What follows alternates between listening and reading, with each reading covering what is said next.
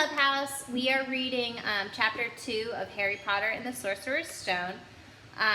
So it is Dudley's birthday, and the whole family, including Harry, has gone to the zoo. And they are in the reptile house, and that is where we will pick up. Harry moved in front of the tank and looked intently at the snake. He wouldn't have been surprised if it had died of boredom itself. No company except for stupid people drumming their fingers on the glass, trying to disturb it all day long. It was worse than having a cupboard as a bedroom, where the only visitor was Aunt Petunia hammering on the door to wake you up. At least he got to visit the rest of the house. The snake suddenly opened his beady eyes. Slowly, very slowly, it raised its head until its eyes were level with Harry's. It winked. Harry stared. Then he looked quickly around to see if anybody else was watching. They weren't. He looked back at the snake and winked too.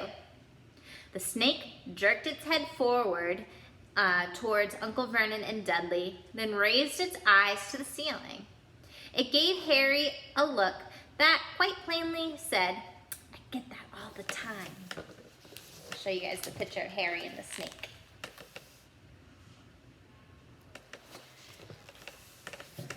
"I know," murmured Harry through the glass, though he wasn't sure the snake could hear him. It must be really annoying. The snake nodded vigorously. "Where do you come from anyways?" Harry asked. The snake jabbed its tail at the little sign next to the glass. Harry peered at it. "Boa constrictor, Brazil." "Was it nice there?" The boa constrictor jabbed its tail at the sign again, and Harry read on. "This specimen was bred in the zoo." "Oh, I see. So you've never been to Brazil?" As the snake shook its head, a deafening shout behind Harry made both of them jump. "Dudley! Mr. Dursley! Come and look at this snake! You won't believe what it's doing!" Dudley came waddling towards them as fast as he could. "Out of my way, you!" he said, punching Harry in the ribs. Caught by surprise, Harry fell hard on the concrete floor. What happened next was so fast, no one saw how it happened. 1 second, Pierce and Dudley were leaning right up close to the glass. The next, they had leapt back with howls of horror. Harry sat up and gasped. The glass front of the boa constrictor's tank had vanished. The great snake was uncoiling itself rapidly, slithering out onto the floor. People throughout the reptile house screamed and started running to the exits. As the snake slid swiftly past him, Harry could have sworn a low, hissing voice said, "Brazil, here I come. Thanks, amigo." The keeper of the reptile house was in shock. "But the glass," he said. "Where did the glass go?"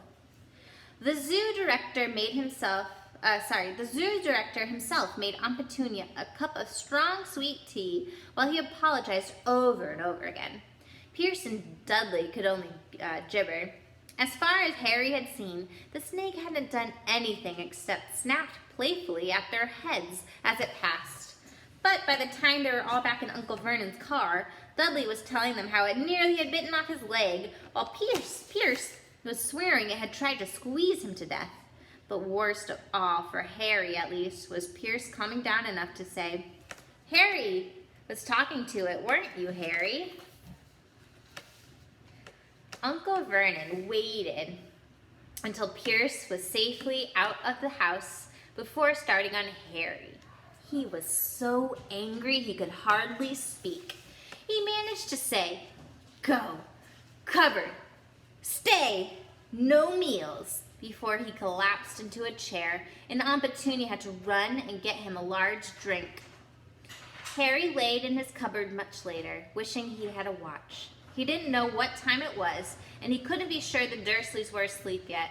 Until they were, he couldn't risk sneaking into the kitchen for some food. He lived with the Dursleys almost 10 years. 10 miserable years, as long as he could remember, ever since he was a baby and his parents died in a car crash. He couldn't remember being in the car when his parents had died. Sometimes, when he strained his memory during the long hours in his cupboard, he came up with a strange vision, a blinding flash of green light and a burning pain on his forehead. This, he supposed, was the crash, though he couldn't imagine where all the green light came from. He couldn't remember his parents at all.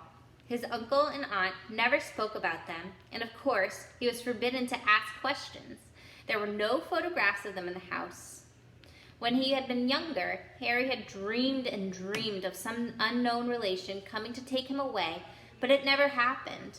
The Dursleys were his only family. Yet sometimes, he thought, or maybe hoped, that strangers in the street seemed to know him.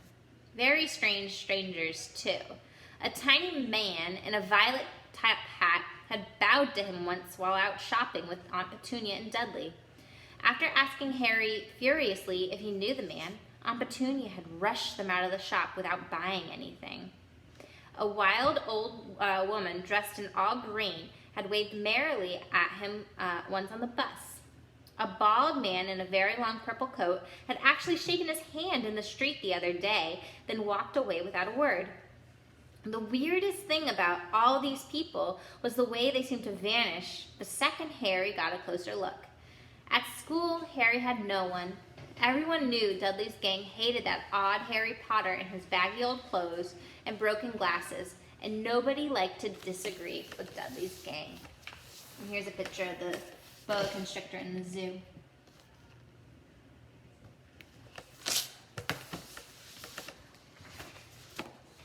It's the end of the chapter.